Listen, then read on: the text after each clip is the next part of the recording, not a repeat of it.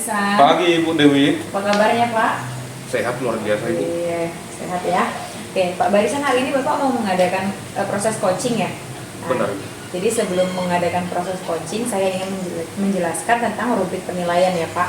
Pertama, yaitu proses coaching dilakukan apakah sudah sesuai dengan alur tirta atau belum. Kemudian, saat Bapak melakukan proses coaching, ada prinsip coaching Pak. Yang pertama, kemitraan. Yang kedua, Bapak harus melakukan proses secara kreatif. Yang ketiga, harus memaksimalkan potensi. Jadi Pak, di sini sebelum Bapak melakukan proses coaching, ada yang ingin saya tanyakan, yaitu kompetensi coaching apa yang ingin Bapak kembangkan? Baik Bu Dewi, yang ingin saya kembangkan yaitu presensinya, yaitu bagaimana kehadirannya, kehadiran penuh. Kemudian konsentrasi ketika melakukan proses coaching. Kemudian pertanyaan yang kedua, bagian kompetensi mana yang secara spesifik ingin diobservasi Pak?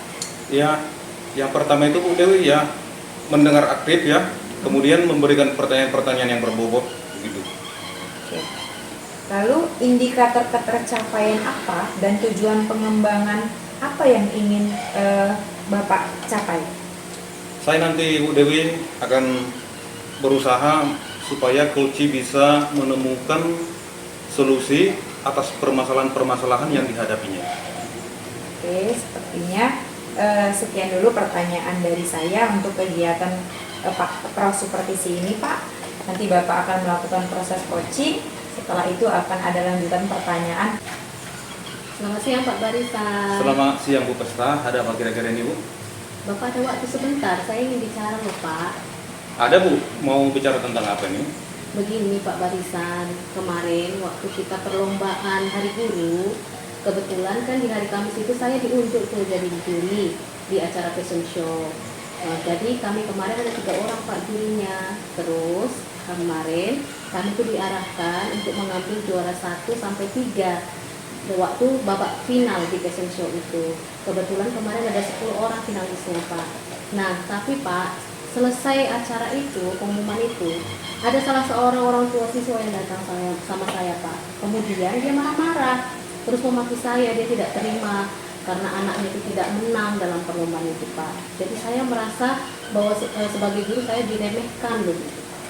Ya begitu ya Bu Pesta ya. Jadi apa yang Ibu harapkan dari diskusi kita ini Bu? Yang saya harapkan itu saya ingin menyampaikan unek-unek saya ini ke Pak Barisan, dan juga saya ingin mencari solusi dari permasalahan yang saya hadapi sekarang Pak Barisan. Oh begitu ya Bu ya.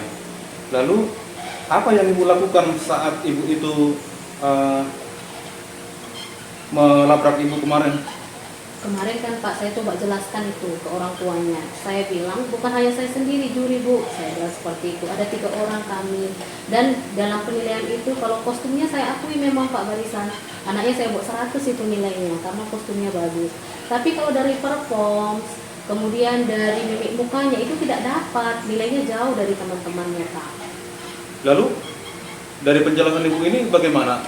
Terima nggak Ibu itu Bu? Tidak terimanya Pak, malah marah-marah dia dan maki-maki saya. Dia makin marah dan dia bilang kalau saya ini juri-juri yang kampungan, dibilangnya lah saya juri barbar. Nah untunglah kemarin ada salah seorang guru itu Pak yang membantu saya untuk dapat membuat ibu itu pulang dari sekolah. Jadi setelah itu Bu, apakah masalahnya sudah selesai? Belum Pak, keesokan harinya nih Pak Barisan, di hari Jumat kembali itu ada masalah lagi. Ada seorang guru yang datang ke saya, rekan sejawat saya, dibilang ini diviralkan Bu masalahnya. Jadi masalahnya itu diviralkan di Instagram, di Facebook, sehingga banyak orang yang sudah membacanya Pak. Jadi dari kejadian itu Bu Pesta, apa rencana Ibu untuk mengatasinya Bu?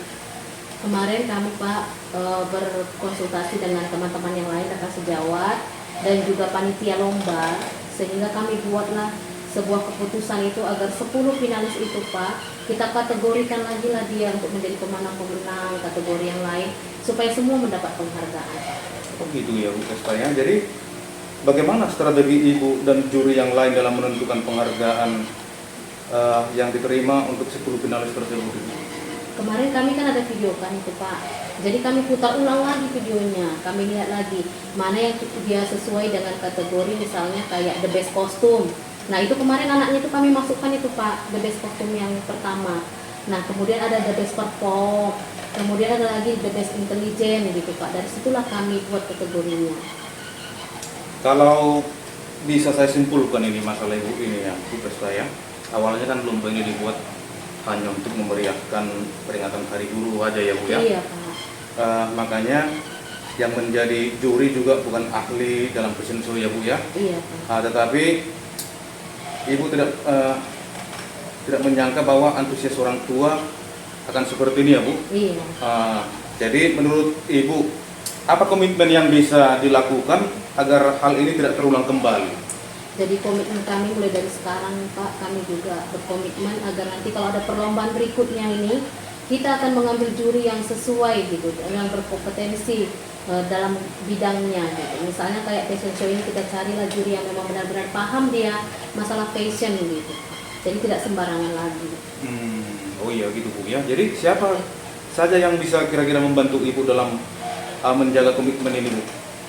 Kita bisa berkolaborasi dengan kepala sekolah Pak, kemudian rekan sejawat, dan juga nanti misalnya semualah warga sekolah itu ikut membantu supaya kiranya kalau ada misalnya pun acara, kita juga menjaga jangan sampai orang tua itu juga ikut nimbrung di sana gitu, karena ini hanya khusus untuk Hari Guru Pak.